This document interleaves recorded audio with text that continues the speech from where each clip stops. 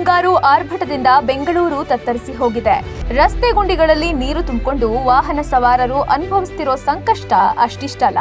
ಇದೇ ರೀತಿ ರಸ್ತೆ ಗುಂಡಿಗಳಿಂದ ಬೇಸತ್ತ ವ್ಯಕ್ತಿಯೋರ್ವ ಬಿಬಿಎಂಪಿಗೆ ಲೀಗಲ್ ನೋಟಿಸ್ ಕಳುಹಿಸಿದ್ದಾರೆ.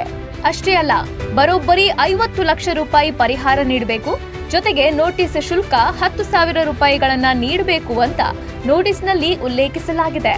ನಾನು ಬಿಬಿಎಂಪಿಗೆ ತೆರಿಗೆ ಪಾವತಿ ಮಾಡ್ತಿದ್ದೇನೆ, ಆದ್ರೂ ಕೂಡ ಬಿಬಿಎಂಪಿ ಮೂಲ ಸೌಕರ್ಯಗಳನ್ನ ನೀಡ್ತಾ ಇಲ್ಲ ಅಂತ ಆರೋಪಿಸಿದ್ದಾರೆ.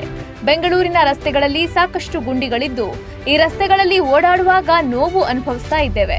ನಗರದ ಕಳಪೆ ರಸ್ತೆಗಳಲ್ಲಿ ಸಂಚರಿಸಿ ದೈಹಿಕ ಮಾನಸಿಕ ಯಾತನೆ ಅನುಭವಿಸ್ತಾ ಇರೋದಕ್ಕೆ ಪಾಲಿಕೆ ಕಾರಣವಾಗಿದೆ ಅಂತ ಉಲ್ಲೇಖಿಸಿ ಬೆಂಗಳೂರಿನ ರಿಚ್ಮಂಡ್ ಸರ್ಕಲ್ ನಿವಾಸಿಯಾಗಿರುವ ಡಾಕ್ಟರ್ ದಿವ್ಯಾ ಕಿರಣ್ ಎಸ್ ಎಂಬವರು ಬಿಬಿಎಂಪಿಗೆ ನೋಟಿಸ್ ಕಳುಹಿಸಿದ್ದು 15 ದಿನಗಳಲ್ಲಿ ಪರಿಹಾರ ನೀಡಬೇಕಾಗಿ ಬೇಡಿಕೆ ಇಟ್ಟಿದ್ದಾರೆ.